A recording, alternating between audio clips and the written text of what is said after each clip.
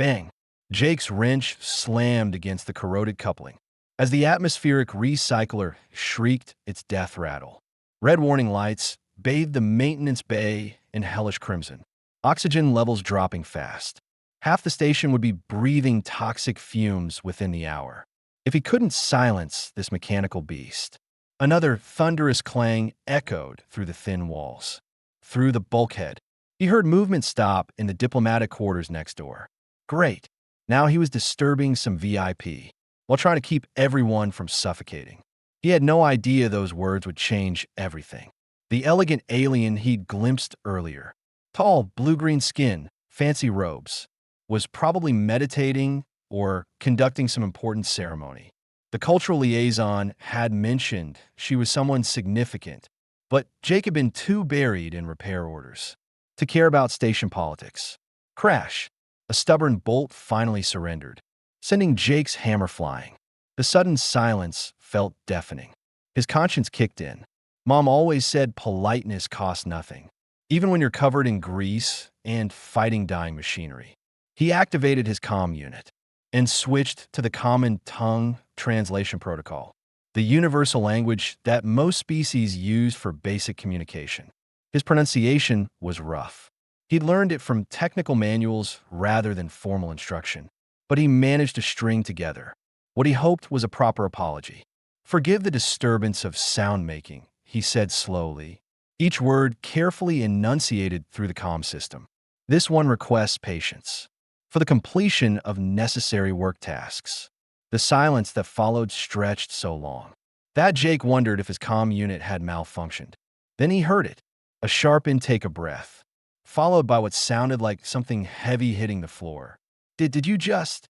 came a voice through the wall, speaking in accented standard. The tone was breathless, shocked. Jake frowned, setting down his wrench. "Ma'am, are you all right? I was just apologizing for the noise." "You?"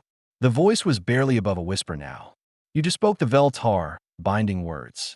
The formal request for union of souls." Jake's blood ran cold. "I'm sorry, what?" "In my language, what you said, it translates to accept this one's offering of service and grant patience for the joining of our life paths." There was a long pause. It's the traditional marriage proposal of my people." "Oh, hell." Jake ran his hand through his hair, leaving a streak of grease. "Ma'am, I had no idea. I was just trying to apologize for the hammering. I learned common tongue from repair manuals." A soft laugh came through the wall, though it sounded slightly hysterical. "Marriage proposals from repair manuals. My grandmother would find this either hilarious or horrifying. Look, I'm really sorry about this mix-up. I'm just a mechanic. I don't know anything about." "You're speaking to Princess Lorana of the Third Moon of Vel'Tar," the voice interrupted, though not unkindly. "And according to the laws of my people, you've just formally requested my hand in marriage."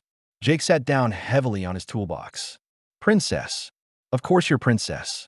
Because my day wasn't complicated enough already." "The irony isn't lost on me either," Lorana replied, and Jake could hear the smile in her voice. "I came here to escape an arranged marriage, to someone I've never met, only to receive a proposal from someone I've never seen." "What happens now?" Jake asked. "Do I need to, I don't know, flee the station? Challenge someone to combat? I've seen the holovids." "Well," Lorana said thoughtfully, "traditionally, I would have 3 days to consider your proposal. During that time, we would be expected to spend time together to determine if we're compatible." Jake stared at the wall, separating them. "And if we're not, then I politely decline, and you're free to go about your life. No harm done." But something in her voice made Jake hope she wouldn't decline. "And if we are?" Another pause. "Then I suppose we'd have quite a story to tell our grandchildren." Despite everything, Jake found himself chuckling. "You know what? I've had worse weeks. And you seem like good company, Princess." "Lorana," she corrected. "And you are." "Jake Morrison, professional noisemaker and accidental suitor, apparently." "Well then, Jake Morrison," Lorana said, and he could hear her moving closer to the wall. "Would you like to have dinner tonight? I find myself curious about the man who proposes marriage through repair work." Jake grinned, picking up his wrench. "I'd like that. But first, let me finish fixing this recycler." Can't have our first date smelling like burnt electronics. Our first date, Lorana repeated softly. I never thought I'd say those words and mean them. As Jake returned to his work, the clanging somehow seemed less jarring, more like a rhythm. Maybe, just maybe, this accidental proposal might turn into something real.